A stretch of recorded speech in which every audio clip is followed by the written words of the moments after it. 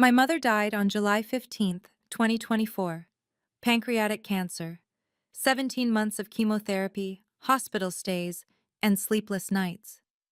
I held her hand until her last breath. 8 months later, my father gathered the family at her beach house. The house she bought with her own inheritance.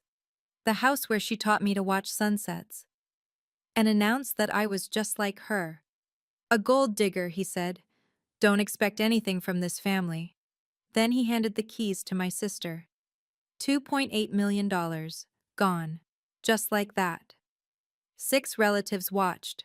No one said a word. I stood there with $847 in my bank account, smiled, and said, "Congrats, Vanessa." Because I knew something none of them did. My mother had spent 2 years preparing for exactly this moment. Hi, everyone. I'm Lillian Montgomery, 28 years old. And this is the story of how my mother's secret will change everything. If you're watching this, please subscribe and let me know where you are watching from. Let me tell you about my life before everything changed. I'm a third-grade teacher at Jefferson Elementary in Santa Monica. 24 students, 6 of them on the free lunch program. I make $52,000 a year, before taxes. After taxes, health insurance, and my student loan payments, I take home about $3,200 a month. My apartment is a 400-square-foot studio on the 3rd floor of a building that hasn't been renovated since 1987. The elevator breaks down twice a month. The hot water is unpredictable. Rent is $1,850, 42% of my take-home pay. My financial advisor, if I could afford one, would probably have a heart attack. I drive a 2018 Honda Civic with 87,000 miles on it. The AC stopped working last summer. I've been meaning to fix it, but that would cost $400 I don't have. The day I'm telling you about, my bank account showed exactly $847.32. I remember the exact number because I had just paid rent and I was counting down the 14 days until my next paycheck. Here's the thing that most people don't understand. My father is Richard Montgomery, CEO of Montgomery Construction Corp. He owns 3 properties in Southern California. He's a member of the Rotary Club.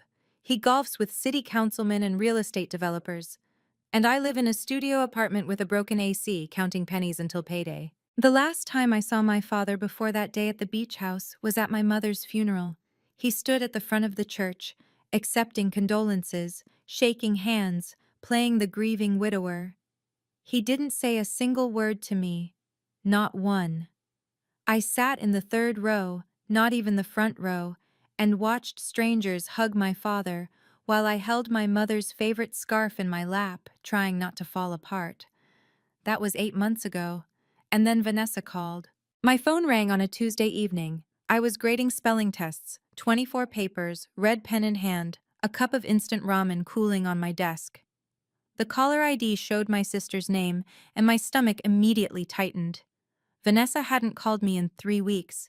Not since the funeral. Not to check in. Not to ask how I was coping. Nothing. Lily. Her voice was clipped, businesslike. No hello. No how are you. Do you have any of Mom's paperwork? Dad needs to check something. I set down my red pen. What kind of paperwork? I don't know. Legal stuff, documents, whatever Mom kept in her files. Vanessa. I tried to keep my voice steady. Are you okay? How have you been? She let out an impatient sigh. I'm busy, Lily. I've got a $4.2 million deal closing next month. You know how it is. A pause. Well, maybe you don't. I let that one slide. I'd been letting things slide my whole life. Anyway, she continued, Dad's having a family meeting this Saturday at the beach house to sort out Mom's things, her estate. You should come. Saturday? I have 2 o'clock. Don't be late. Another pause, and then she added, almost as an afterthought, I mean, it's not like you have anything to lose, right? The words hit me like a slap. It's not like you have anything to lose. My sister, who hadn't visited our mother once during her final 8 months of chemotherapy. My sister, who was too busy chasing commissions to hold Mom's hand during her last breath. My sister, who had just been featured in Malibu Living magazine's 30 Under 30 list while I was washing bedpans and sleeping on hospital chairs. She thought I had nothing to lose. "I'll be there," I said quietly. "Great. See you Saturday." She hung up without saying goodbye. I sat there for a long moment, staring at my cold ramen, wondering why I still expected anything different. That night, I couldn't sleep. I kept thinking about the last 18 months of my mother's life. Pancreatic cancer, stage 3 when they caught it. The doctors gave her 12 to 18 months. She lasted 17. I was there for every single one of those months. Every Tuesday and Thursday, I drove her to chemotherapy at Cedars-Sinai, a 90-minute round trip. I held her hair back when she vomited. I learned to change IV bags. I slept on a fold-out chair in her hospital room so many nights that the nurses started leaving me a spare blanket. My father? He was busy with work. He came to the hospital maybe once a week, stayed for 20 minutes, checked his phone the entire time, and left. He told everyone he was handling things at home so I could focus on Mom. Vanessa. She visited twice. Twice in 18 months. The first time, she stayed for an hour and spent most of it on her phone. The second time was the day before Mom died, and she only came because I called her, crying, telling her this was it. But here's the thing I keep coming back to. One night, about 3 weeks before she passed, Mom grabbed my hand. Her grip was weak, but her eyes were sharp, lucid. "Lily," she whispered, "I've taken care of everything for you." I thought she was confused. The morphine, the exhaustion. "Check your old email," she said. "The folder marked, 'From Mom.' Don't open it until you really need it." I nodded, not understanding. "Promise me," she insisted. "I promise, Mom." She smiled then, a real smile, and closed her eyes. I forgot about that conversation. Grief does that to you. It buries things. But sitting in my apartment that Tuesday night, Vanessa's words still ringing in my ears, I suddenly remembered. Saturday, March 1st, 2025, 2 o'clock in the afternoon. I pulled up to 1847 Ocean View Lane in my Honda Civic, with the broken AC, windows down, hair a mess from the highway wind. The beach house stood against the Pacific, all white walls and floor-to-ceiling windows. My mother had bought this house in 1991 with her inheritance from my grandparents, before she even met my father. She used to tell me stories about finding it, about falling in love with the way the light hit the living room at sunset. I was 5 minutes late. The AC had finally died completely somewhere around Malibu Canyon, and I'd had to pull over to let the engine cool. When I walked through the front door, 8 pairs of eyes turned to look at me. My father sat at the head of the dining table, the same table where we'd had Thanksgiving dinners, birthday parties, where Mom and I used to do puzzles on rainy afternoons. Vanessa sat to his right, in what used to be Mom's chair. She was wearing a cream blazer and gold earrings, looking like she'd stepped out of a real estate advertisement. Aunt Patricia and Uncle Howard were there, along with my cousins Derek and Melissa. They all looked at me the way you might look at someone who'd shown up to a black tie event in sweatpants. My father didn't greet me. He just glanced at his Rolex and said, "You're late." "The car." "Sit down, Lillian." I sat at the far end of the table, the opposite end from my father, the seat furthest from everyone. As I pulled out my chair, I heard Aunt Patricia whisper to Uncle Howard, not quietly enough, "Poor Richard, having to deal with a daughter who can't even take care of herself."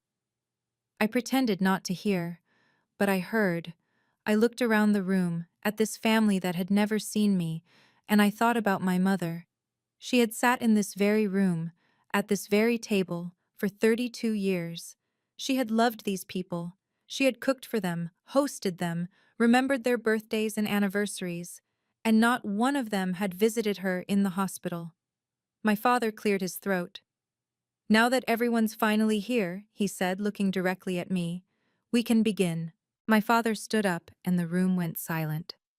He had that effect on people, the CEO presence, the man who was used to boardrooms and contracts and getting exactly what he wanted. In his hand, he held a set of keys. I recognized them immediately.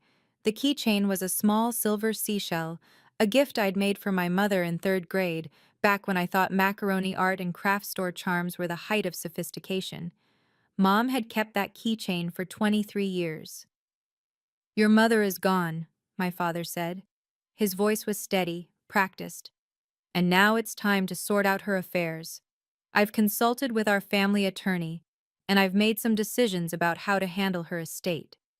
He paused, letting the weight of his words settle over the room. This house, he continued, gesturing around us, will go to Vanessa. My sister's face lit up. Aunt Patricia nodded approvingly. Uncle Howard muttered something about smart choice. Vanessa understands real estate, my father explained. She knows how to maximize value. She'll either develop the property or sell it at the right time. Either way, it stays in capable hands. I sat very still. I didn't move. I didn't speak. Then my father turned to me.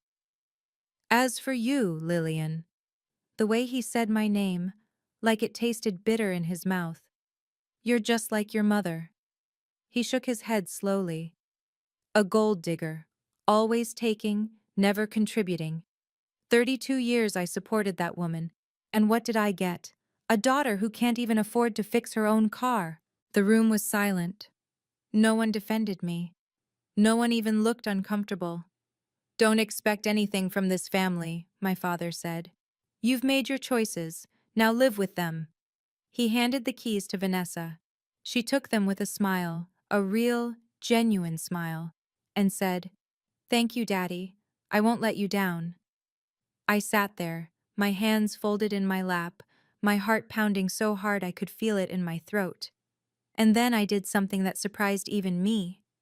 I looked at my sister and I said, Congrats, Vanessa. My voice didn't shake. My eyes didn't water. I stood up, picked up my purse, and walked out of that house without looking back. But in my mind, I heard my mother's voice. Check your old email. The folder marked, From Mom.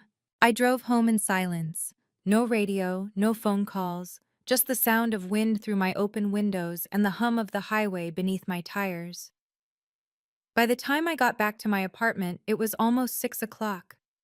The sun was setting, painting the sky orange and pink through my tiny window. I sat on the edge of my bed, the same bed I'd had since college, the mattress sagging in the middle, and looked around. 400 square feet, a kitchenette with a 2-burner stove, a bathroom so small I could touch both walls if I stretched out my arms, a desk covered in student papers and red pens, $847 in my bank account, rent due in 2 weeks, $1,850. Paycheck arriving in 14 days, $1,600 after deductions. The math didn't work. It never worked. I looked at the photo of my mother on my nightstand. It was from my college graduation. She was beaming, her arm around my shoulders, so proud. That was before the diagnosis, before everything fell apart. Mom, I whispered to the empty room, you said you took care of everything, but I don't see how. And then I remembered. Check your old email. The folder marked, From Mom. I grabbed my laptop, fingers trembling slightly as I opened my email. I hadn't checked that old account in months. It was the one I'd had since high school, mostly full of spam and forgotten newsletter subscriptions. I scrolled through the folders on the left side of the screen. Promotions, social, updates. And there, at the bottom, a folder I'd created years ago and forgotten about. From Mom. My heart stopped. There was one email inside, sent August 15th, 2022. Subject line, For your eyes only, sweetheart. I clicked it open. The email was dated 2 years before my mother died, 2 years before the diagnosis. She had written it when she was healthy, clear-minded, thinking ahead. My darling Lily, if you're reading this, it means I'm gone, and something has happened that made you need help. I know you, sweetheart. You wouldn't open this unless you truly needed to. I need to tell you something important. The beach house is mine. I bought it in 1991 with the inheritance from your grandparents, 3 years before I married your father. It has always been mine, in my name alone. Your father knows this, though he's conveniently forgotten over the years. I've made a new will, a private one. I worked with an attorney named Margaret Collins. Her number is 5550147. The will is dated August 12, 2022, witnessed by 2 people, and notarized. A copy is stored at First Coastal Bank in a safe deposit box. In that will, I left the beach house to you. Not because you need the money, Lily, but because you're the only one who understands what that house really means. You're the only one who sat with me on the porch and watched the sunset. You're the only one who remembers. Your father will try to take it. He'll try to give it to Vanessa. But the law is on your side, sweetheart. The house was never his to give. Call Margaret. She's been waiting for you. I love you more than you will ever know. Mom, I read the email 3 times. Then I read it again. My hands were shaking. Tears were streaming down my face, the first tears I'd cried since the funeral. My mother had known. She had known exactly what my father would do, and she had spent 2 years preparing for this moment. I picked up my phone and dialed the number. The phone rang twice before a woman answered. Collins Legal Services, this is Margaret. Ms. Collins? My voice cracked. My name is Lillian Montgomery. I think my mother told you about me. There was a pause, then softly. I've been waiting for your call, Lillian. Something in my chest loosened. For the first time in 8 months, I felt like someone was on my side. Your mother came to me in 2020, Margaret explained. She wanted to make sure her wishes would be honored no matter what happened. We spent 2 years getting everything in order. The will, I said. It's real? Very real. Signed August 12, 2022. 2 witnesses, Nancy Wheeler and Robert Torres. Notarized by James Patterson, California Notary number 4521. The original is in a safe deposit box at First Coastal Bank, and I have certified copies in my office. I let out a breath I didn't know I'd been holding. Clause 3.2, Margaret continued, specifically states that the property at 1847 Ocean View Lane, Malibu, California, is transferred completely and permanently to you, Lillian Eleanor Montgomery. Your mother used your middle name to make absolutely sure there could be no confusion. My father, I said. He's already given the house to my sister. He announced it today. He can announce whatever he wants. He doesn't have the legal authority to transfer property that doesn't belong to him. Margaret's voice was calm, professional, but I could hear the steel underneath. However, we need to move quickly. If they try to file paperwork before we assert your claim, things could get complicated. How quickly? I've heard they've scheduled an appraiser for next week. We need to act before then. My mind was racing. What do I need to do? Can you come to my office tomorrow? We have a lot to discuss. Okay, everyone, the story is really heating up now. Lily just found out her mother left her a secret will, and her father has no idea. If you were in Lily's shoes, what would you do? Would you confront your father directly, or would you handle it quietly through the lawyers? Drop your answer in the comments. I want to know what you think. And if you're enjoying this story, please hit that like button and subscribe if you haven't already. It really helps the channel, and I don't want you to miss what happens next. Because trust me, it gets even crazier. Now, let's continue. The next evening, my phone rang again. This time, it wasn't a number I wanted to see. Vanessa. I almost didn't answer, but something told me I needed to hear what she had to say. Lily. Her voice was different now, sharp, suspicious. Have you been talking to anyone about the beach house? I kept my voice neutral. What do you mean? The appraiser called Dad today, said there's some kind of issue with the ownership records, something about needing to verify documentation. She paused. You wouldn't know anything about that, would you? I thought about my meeting with Margaret that morning, the stack of documents she'd shown me, The certified copies of Mom's will, the property records from the county recorder's office. I'm a third-grade teacher, Vanessa. What would I know about property records? Don't play dumb with me. Her voice turned cold. If you're trying to pull something, if you went behind Dad's back to some lawyer, I didn't go behind anyone's back. Then explain why there's suddenly a problem with the house Dad promised me. I took a slow breath. Maybe, I said carefully, the problem isn't with me.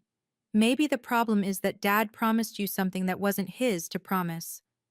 Silence on the other end. What is that supposed to mean? It means you should ask Dad about Mom's will, the real one. More silence, then. If you're playing some kind of game, Lily, you're going to regret it. Dad won't let you get away with this. Neither will I. Good night, Vanessa. I hung up before she could respond. My hands were shaking, but not from fear. For the first time in my life, I hadn't backed down from my sister, and it felt terrifying. It also felt right. Tuesday, March 4th, 2025. Margaret Collins's office at 1200 Wilshire Boulevard. The building was modest, a 3-story professional complex with a small parking lot. Nothing flashy, nothing that screamed money. I liked that about her already. Margaret was in her mid-50s, with silver-streaked hair pulled back in a neat bun and reading glasses perched on her nose. Her office was organized, efficient, lined with legal books and framed certificates. Sit down, Lillian. She gestured to a chair across from her desk. Let me show you what we're working with. She opened a folder and spread several documents across the desk. This is your mother's will. She tapped a thick document with a blue cover. Signed August 12, 2022. Witnessed by Nancy Wheeler and Robert Torres, both notaries in good standing. Notarized by James Patterson, California Notary number 4521. I looked at the signatures. My mother's handwriting. The familiar loops and curves I'd seen on birthday cards and grocery lists my whole life. And here, Margaret continued, pointing to a specific paragraph, is Clause 3.2. I read it aloud. The real property located at 1847 Ocean View Lane, Malibu, California, is hereby transferred completely and permanently to my eldest daughter, Lillian Eleanor Montgomery. She used your full legal name, Margaret said, including your middle name, Eleanor, after her. There's no ambiguity, no room for misinterpretation. And this supersedes the old will, the one from 2015? Completely. California law is clear. The most recent valid will takes precedence. Your father's attorney may try to challenge it, but they won't succeed. Your mother was mentally competent. The document was properly witnessed and notarized, and it was filed with the county. I stared at the papers. My mother's final gift. What happens now? Now, Margaret said, we make sure your father can't give away what isn't his. Thursday, March 6th, 2025. I was in the middle of teaching long division when my phone buzzed in my desk drawer. I ignored it. 24 third graders don't wait for personal calls. But during lunch break, I checked my voicemail. Ms. Montgomery, this is Thomas Reed from Coastal Appraisal Group. I'm handling the property assessment for 1847 Ocean View Lane in Malibu. There's been an irregularity in the ownership records, and I need to speak with you directly. Please call me back at your earliest convenience. I called him back from the teacher's lounge, my heart pounding. Ms. Montgomery, thank you for returning my call. His voice was professional, measured. I've been contracted to appraise the property at Ocean View Lane for a potential transfer. Standard procedure. We verify ownership, assess value, prepare documentation. I understand. Here's the issue. He paused. When I pulled the records from the county recorder's office, I found something unexpected. According to the filed documents, the property was transferred via a will executed by Eleanor Montgomery, effective upon her death. And the beneficiary listed isn't Richard Montgomery or Vanessa Montgomery.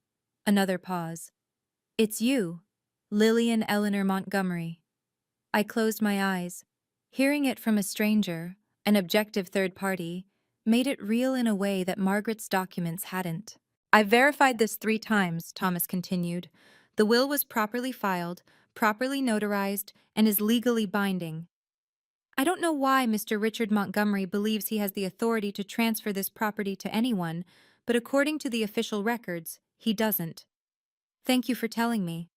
Miss Montgomery, I'm required to report accurate information, and the accurate information is that you are the legal owner of that property. He cleared his throat. I thought you should know before the formal reading next week. Friday, March 7th, 2025. 7:30 in the evening. I was grading papers when my phone rang. The caller ID showed Dad, a contact I hadn't updated in years. Lillian. His voice was tight, controlled, the voice he used in business negotiations when things weren't going his way. We need to talk. About what? Don't play games with me. A sharp exhale. The appraiser says there's an issue with the beach house records. Something about a different will. You know something about this.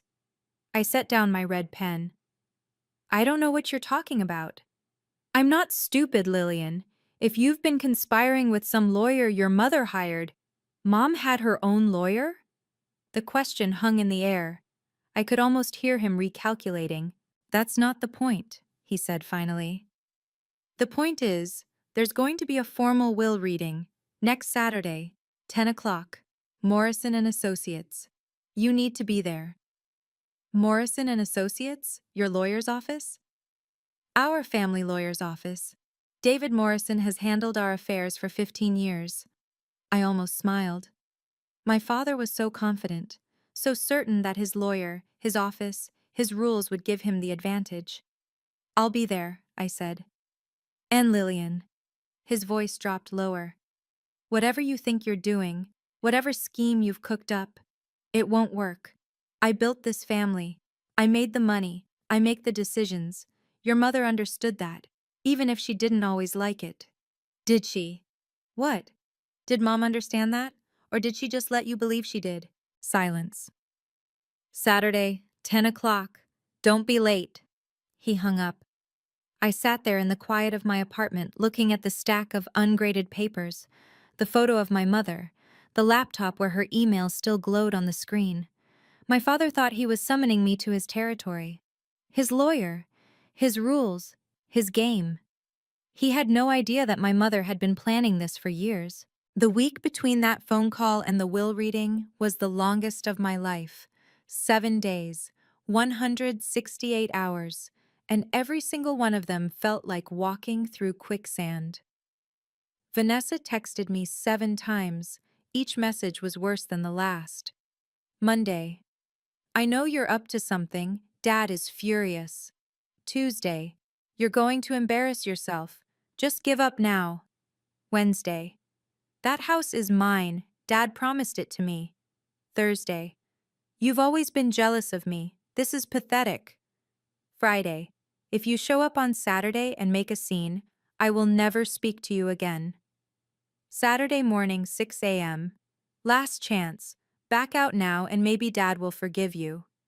Saturday morning, 8 a.m. You're making the biggest mistake of your life. I didn't respond to any of them. Aunt Patricia called on Wednesday. Sweetheart, she said, in that condescending tone I'd heard my whole life, I know you're going through a hard time, losing your mother, struggling financially. It's understandable that you might feel desperate, but you need to know your place. Your father has worked so hard to build this family. Don't embarrass him. I thanked her for her concern and hung up. At school, my students noticed something was different. Maya, a quiet girl with braids and big brown eyes, came up to my desk during free reading time. Ms. Montgomery, are you okay? I looked at her, this 8-year-old who saw more than most adults, and I smiled. I'm going through something hard right now, Maya, but I'm going to be okay, too. My mom says when things are hard, you have to be brave even when you're scared. Your mom is very wise. That night, the night before the reading, I sat on my bed and looked at my mother's photo. I'm scared, Mom, I whispered, but I'm not going to let them erase you. I'm not going to let them win. The photo didn't answer, but somehow I felt like she heard me. Friday, March 14th, 2025, 11:47 p.m. I was almost asleep when my phone rang. Dad. I stared at the screen for 3 rings before answering. Lillian. His voice was different now, softer, almost careful. I need you to listen to me. It's almost midnight. I know, I know. A long pause. I've been thinking. About tomorrow. About everything. I sat up in bed, suddenly wide awake. I know there's another will, he said. I know your mother did something behind my back. And I know you've been talking to her lawyer. I didn't confirm or deny. I just waited. Here's what I'm offering. His voice shifted back to business mode. Walk away. Don't show up tomorrow. Forget about whatever your mother put in that document, and I'll give you $50,000, cash, enough to pay off your student loans, fix your car, maybe put a down payment on a real apartment. $50,000.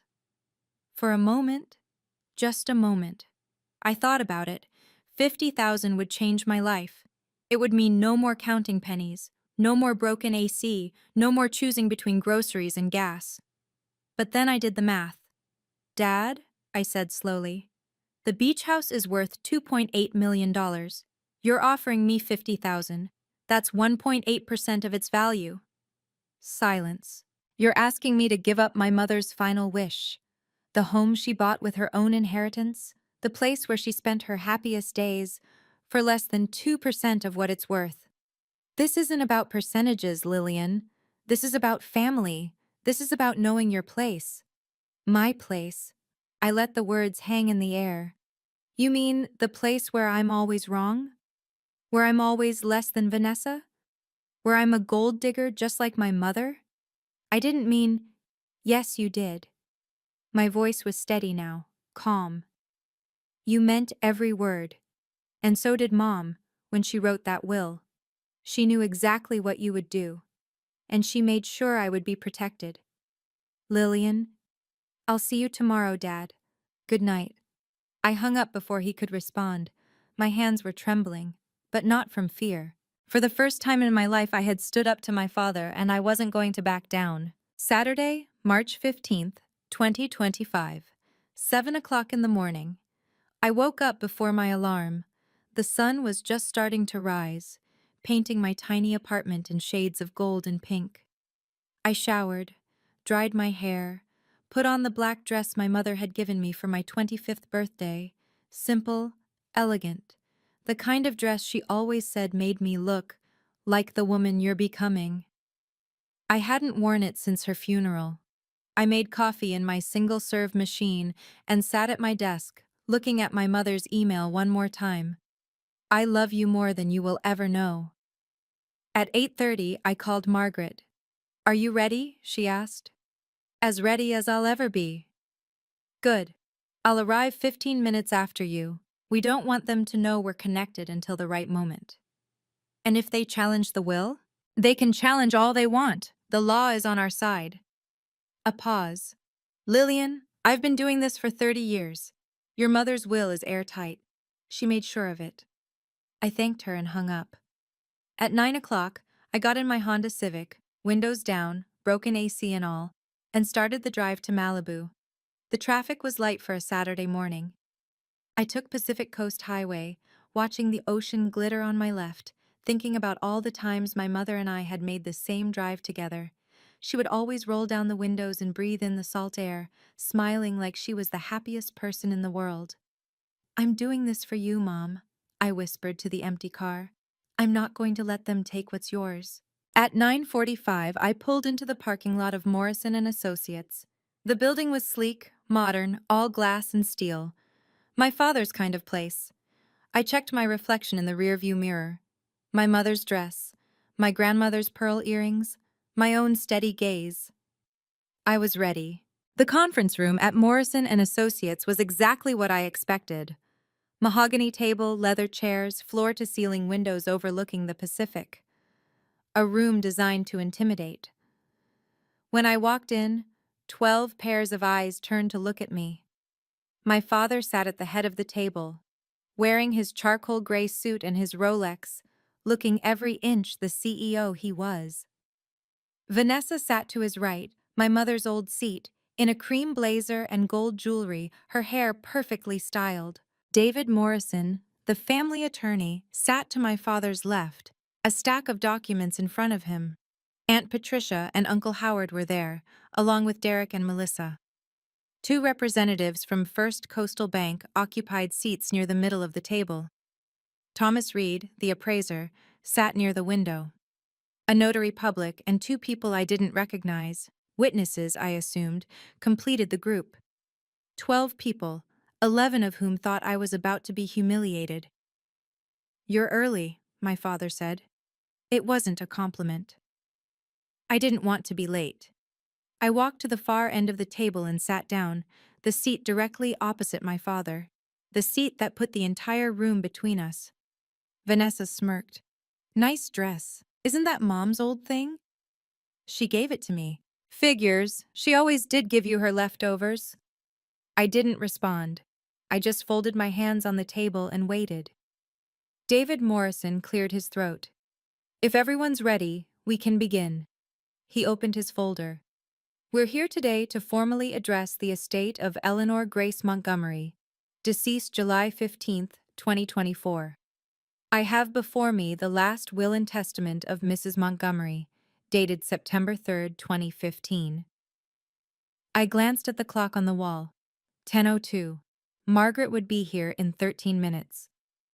Which designates Richard Allen Montgomery as the primary beneficiary and executor of the estate, with full authority to distribute assets as he sees fit. My father nodded, satisfied. According to this document, Morrison continued, Mr. Montgomery has elected to transfer the property at 1847 Ocean View Lane to his daughter Vanessa Claire Montgomery.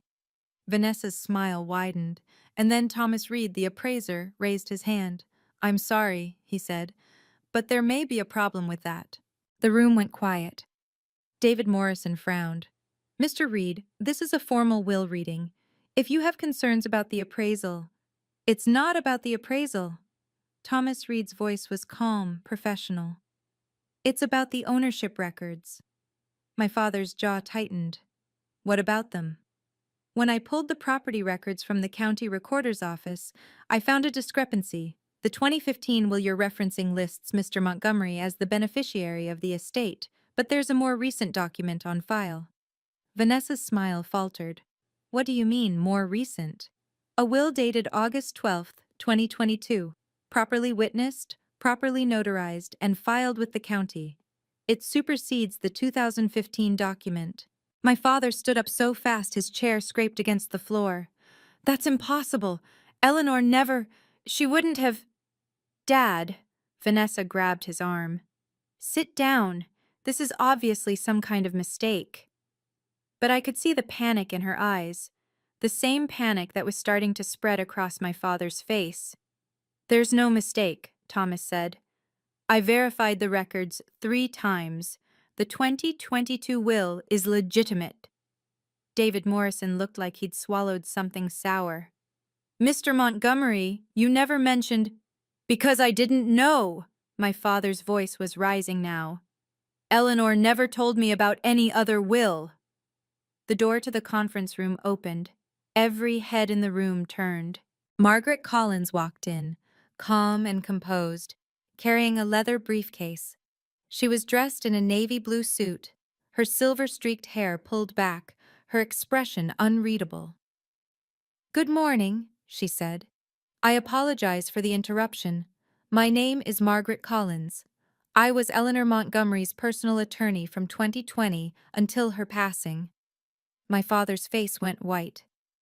"I have here," Margaret continued, setting her briefcase on the table, "the original copy of Eleanor Montgomery's last will and testament, dated August 12, 2022, witnessed by Nancy Wheeler and Robert Torres, notarized by James Patterson, California Notary Number 4521. She opened the briefcase and pulled out a thick document with a blue cover. "And according to Clause 3.2 of this will, the property at 1847 Ocean View Lane, Malibu, California, is transferred completely and permanently to Eleanor's eldest daughter. She looked directly at me. Lillian Eleanor Montgomery. The room erupted. Okay, everyone, this is the moment we've been waiting for. Margaret just walked in with the real will, and Richard's whole plan is falling apart. Can you imagine the look on his face right now? Quick question for you. What do you think Richard is going to do next? Is he going to accept defeat, or is he going to fight? Drop your prediction in the comments. And if you're loving this story, smash that like button right now. It takes 1 second, and it really helps me out. Plus, you definitely don't want to miss what happens next, because the drama is just getting started. Let's continue. My father was shouting now. This is fraud! Lillian manipulated her mother when she was sick! Eleanor wasn't in her right mind. Margaret didn't flinch. Mr. Montgomery, this will was executed on August 12th, 2022, 2 full years before your wife was diagnosed with pancreatic cancer. She was in perfect health at the time of signing. I have medical records to confirm this if you'd like to challenge it in court. She couldn't have. Eleanor would never. Eleanor could, and she did. Margaret's voice was steel wrapped in silk. She came to me because she wanted to ensure her wishes would be honored. She knew exactly what would happen after she was gone, and she took steps to protect her daughter. Vanessa stood up, her face flushed. This is insane! Dad promised me that house. I already have clients lined up. I've made commitments. Commitments to sell property you don't own? Margaret raised an eyebrow. That sounds like a problem for you, not for my client. David Morrison held up his hands. Everyone, please. Let's take a moment to review the documentation. By all means, Margaret slid the will across the table to him. You'll find everything in order: signatures, witnesses, notarization, county filing. I've also brought certified copies from First Coastal Bank, where the original was stored. One of the bank representatives nodded. I can confirm. The document in our vault matches this copy exactly. Thomas Reed spoke up again. And the county recorder's records support this as well.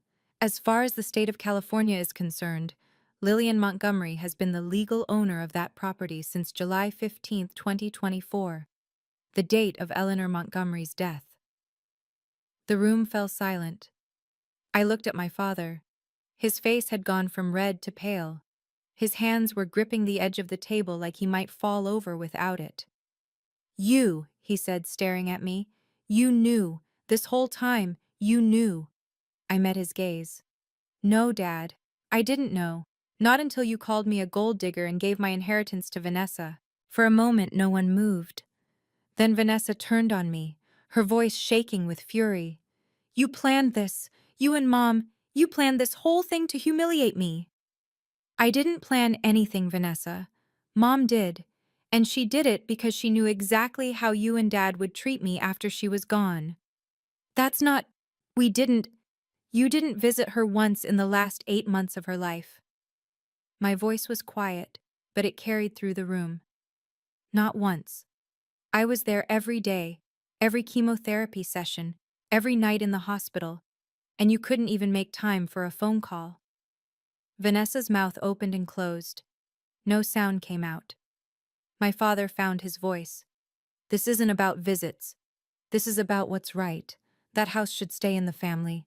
It is staying in the family, I said. It's staying with me. You don't deserve it. You've never earned anything in your life. I earned my mother's love. I stood up slowly. I earned her trust, and I earned the right to carry out her final wishes. David Morrison cleared his throat. Mr. Montgomery, I'm afraid the documentation appears to be in order. If you wish to contest the will, you'll need to file a formal challenge, but I should warn you, the grounds for overturning a properly executed will are extremely narrow. Then I'll find grounds. My father slammed his hand on the table. I'll prove she wasn't competent. I'll prove Lillian coerced her. Margaret stepped forward.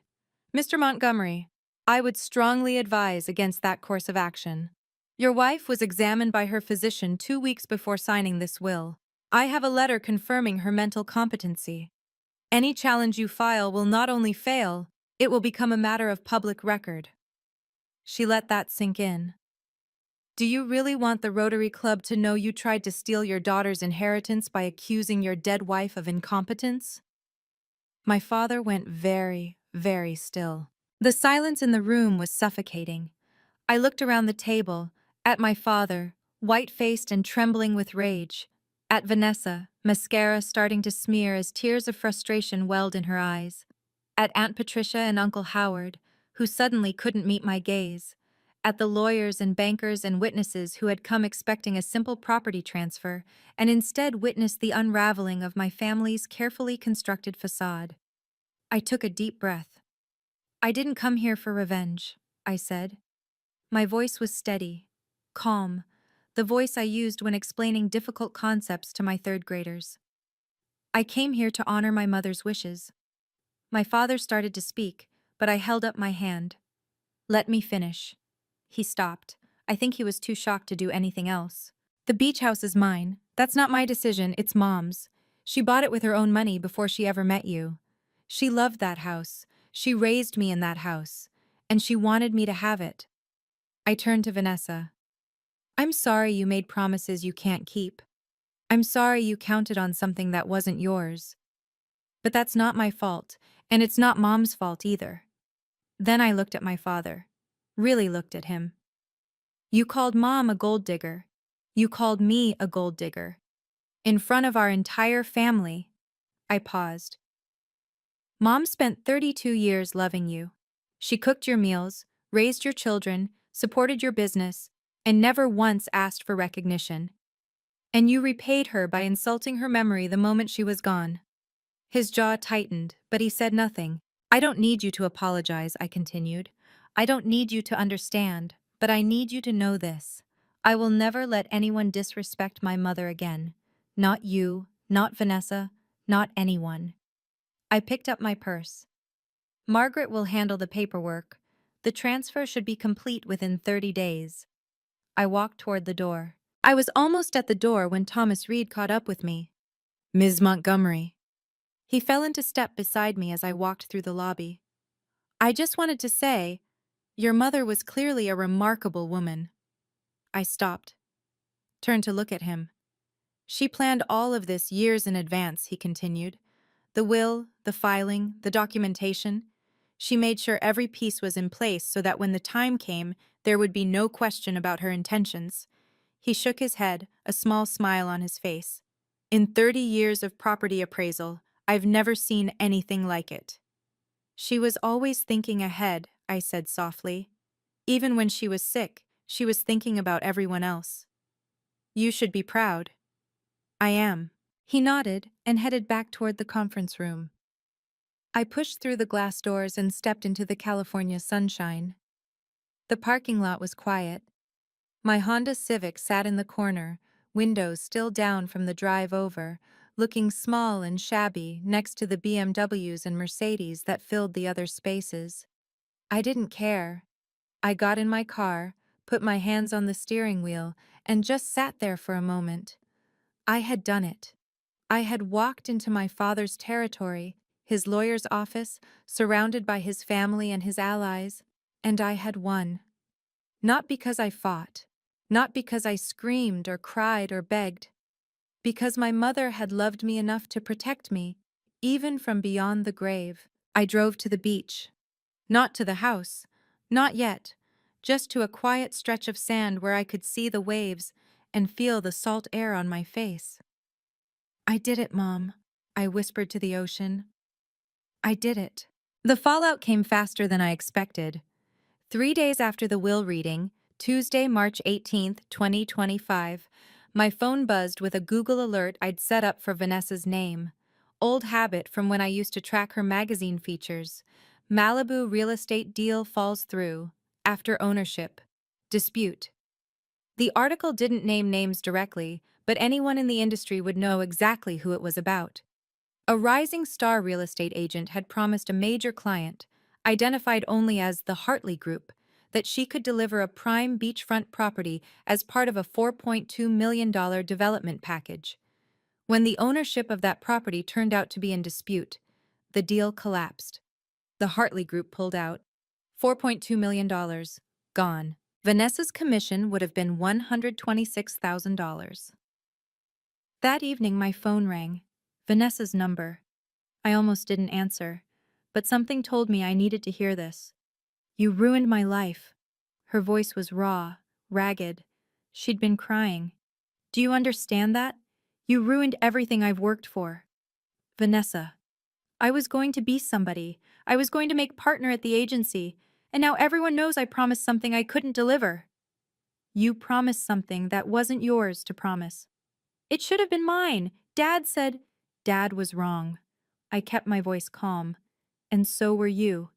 You spent the last 8 months of Mom's life chasing deals instead of saying goodbye, and now you're blaming me because your shortcuts caught up with you." Silence. Then quietly, "You don't understand what it's like. The pressure, the competition." "You're right, I don't. But I do understand what it's like to hold your mother's hand while she dies, and you miss that." I hung up. 2 weeks later, Saturday, March 29th, 2025, the consequences reached my father. Aunt Patricia called me. Not to apologize exactly, but close enough. "Lillian, I wanted you to know that I'm sorry for what I said at the beach house, for not speaking up when your father—" She trailed off. "I didn't know about your mother's will. None of us did." "I know. Your father is— he's not doing well. The story got around. People at the Rotary Club heard about what happened. He's been asked to step down from the gala planning committee."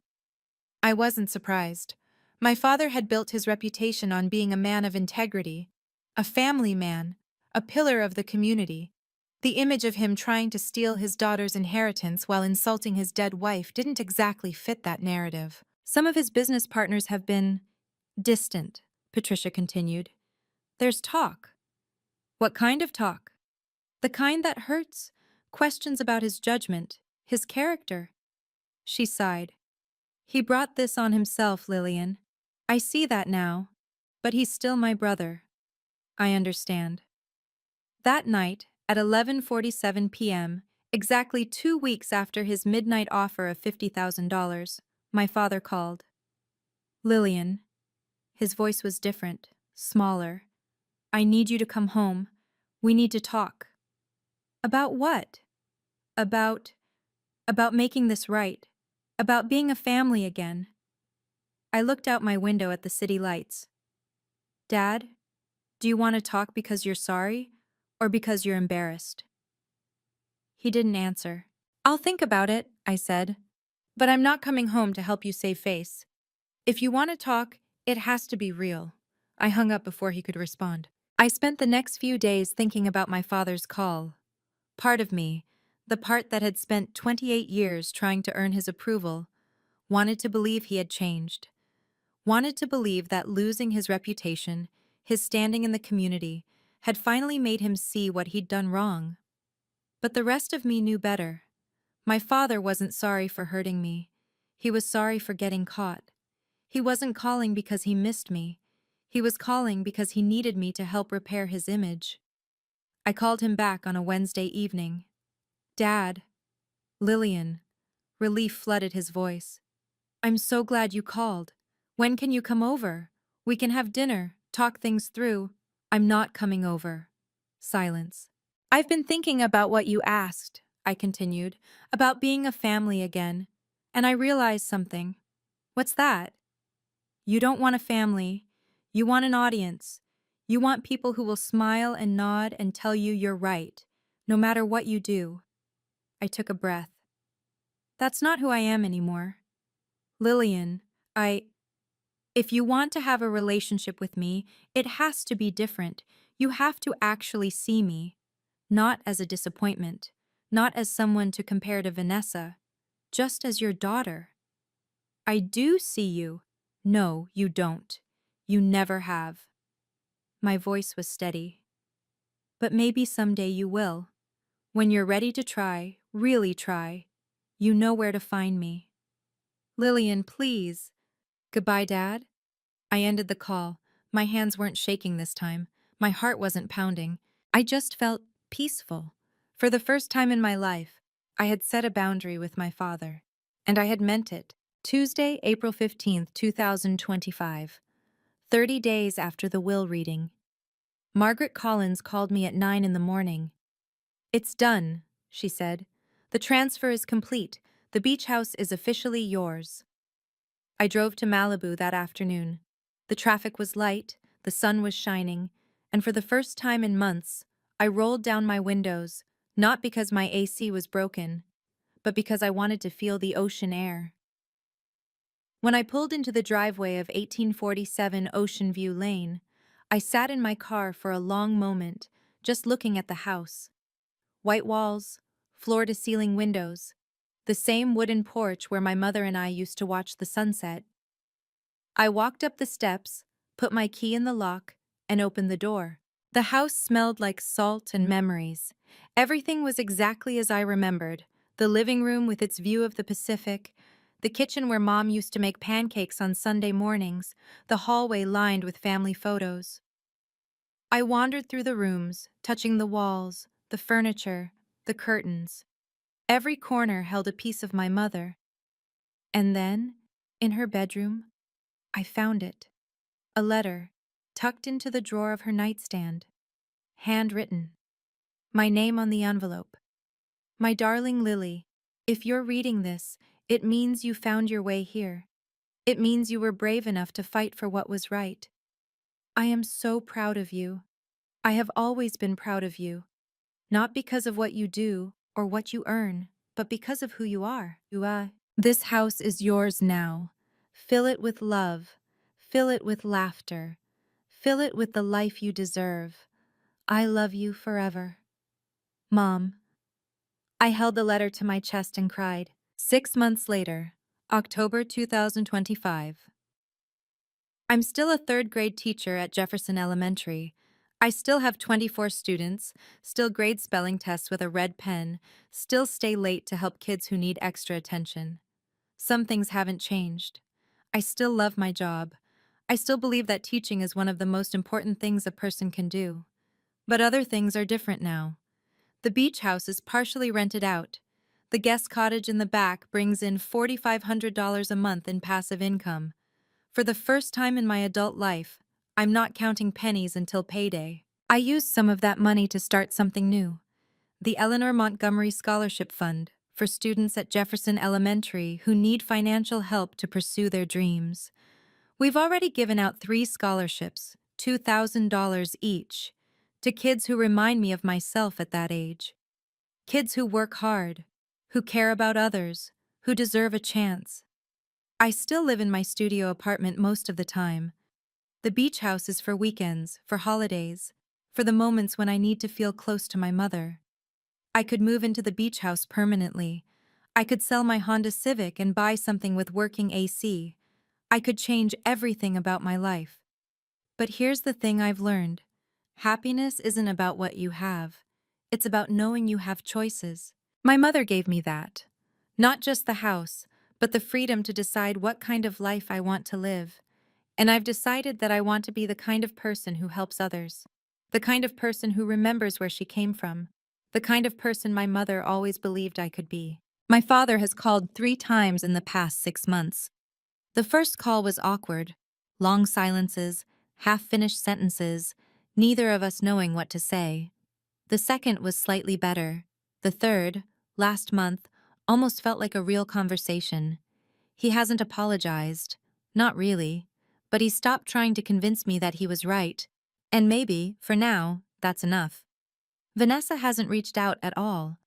I heard through Aunt Patricia that she left the real estate agency and moved to San Diego. A fresh start, apparently. I hope she finds whatever she's looking for. Aunt Patricia visits me at the beach house sometimes. We sit on the porch and drink tea and talk about my mother.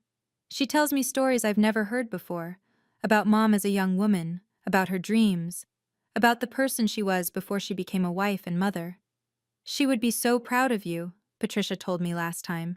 "You know that, right?" I know. I've learned something important these past 6 months. You can love your family without letting them hurt you. You can forgive without forgetting. You can set boundaries without building walls. My mother taught me that, not in words, but in actions. She loved my father for 32 years, even when he didn't deserve it. But she also made sure I would be protected when she was gone. That's what real love looks like. I'm sitting on the porch of the beach house as I tell you this story. The sun is setting over the Pacific, painting the sky in shades of orange and pink and gold. The same sunset my mother watched from this same spot for over 30 years. My father called me a gold digger. He said I was worthless. He said I would never amount to anything. But my mother knew the truth. She knew that value isn't measured in dollars or job titles or magazine features. It's measured in love, in loyalty, in showing up for the people who matter, even when it's hard. If you're watching this and you've ever felt overlooked by your family, if you've ever been the one who gives and gives while others take all the credit, I want you to know something. Your worth isn't determined by whether they see it. Your worth exists whether they acknowledge it or not. And sometimes the people who love us most find ways to protect us, even when they're no longer here to do it themselves. My mother left me a house, but more than that, she left me the courage to stand up for myself, to set boundaries, to know that I deserve better. And so do you. Thank you for listening to my story. If it resonated with you, I'd love to hear about it in the comments. And if you haven't already, please subscribe. There are more stories coming, and I don't want you to miss them. Until next time, thank you so much for watching Lily's story all the way to the end. If you've ever been in a situation where your family underestimated you or treated you unfairly, I want you to know you're not alone, and you deserve to be seen for who you really are. If this story touched you, please hit that like button and subscribe to the channel. It really helps me keep making content like this. And hey, drop a comment below. Tell me, have you ever had to stand up to a family member who didn't believe in you? What happened? I read every single comment, and I'd love to hear your story. Check the description for more stories like this one, and I'll see you in the next video. Take care of yourselves.